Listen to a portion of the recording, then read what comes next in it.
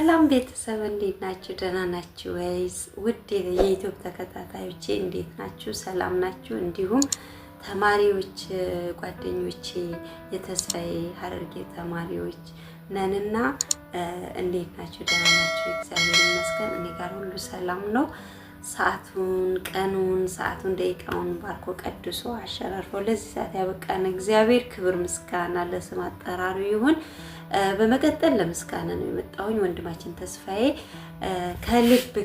ከልብ ከተቀመጥኩበት ብድግ ብዬ ነው ማመሰግንህ፣ ምስጋናዬን ማቀርብልህ።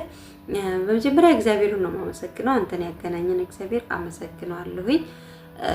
በቅስፈት አግኝተንክ ይሄው በአንድ ወር ባልሞላው ውስጥ ብዙ ነገር አስጨብጠህናል፣ አስይዘህናል። በእውነት በዛ ላይ ከዜሮ ጀምረህ ምንም የማናውቀው ልጆች ሀማናቅ ልጆች ከዜሮ አስጀምረክ ዛሬ ብዙ ነገር ልናቅ አብቅተህናልና አመሰግናለሁ ተስፋዬ፣ በጣም አመሰግናለሁ። በእውነት እኛ ብዙ ተደርጎልን በትንሽ ነገር የምንገለብጥ ሰዎች ነንና እኛን ሳይሆን የኛ ምስጋና ሳይሆን የመድኃኒዓለም ነውና ላንተ የሚጠቅምህ በእውነት ተስፋዬ ምስጋናዬ ከልብ ነው። በጣም አመሰግናለሁ። ምክንያቱም ከዜሮ ጀምረን ነው ዩቲዩብ አከፋፈት ምንንም የማናቅ ልጆች ብዙ ጭራሽ ዩቲዩብ ከፍተንም ሌላ ነገር እንትን እያልን ነውና በእውነት ተስፋዬ በጣም እግዚአብሔር ይስጥልን። በጣም ነው የማመሰግነው። ምናመሰግነው ሁላችንም። ምክንያቱም በአሁን ሰዓት ሁሉም ራስ ወዳድ ነው። ሰዓቱ ደቂቃው አክብሮ ልብጌ የሚጫወትበት ብር የሚያገኝበት ገቢ የሚያገኝበት ሰዓት አንተ ከኛ ጋር በተለያዩ ሶሻል ሚዲያዎችን ተጠቅመህ እኛን እየረዳህን ነው።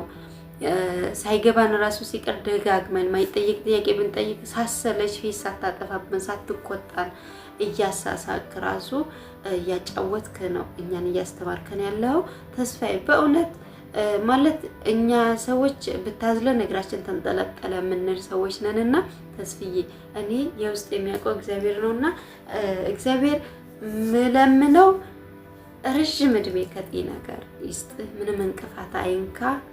አመሰግናለሁ።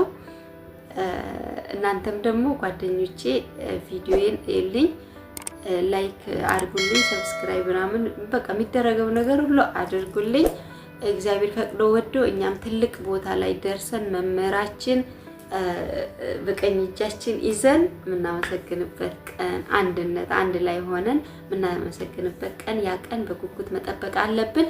በርትተን ጠንክረን እንማማር እና ውስጥም ያላችሁ እነ ሌኒ እና አጥናፉ ሌሎቻችሁም እንደዛው እየተባበራችሁን ነውና እግዚአብሔር ይስጥልን። ሁላችሁንም አመሰግናለሁ።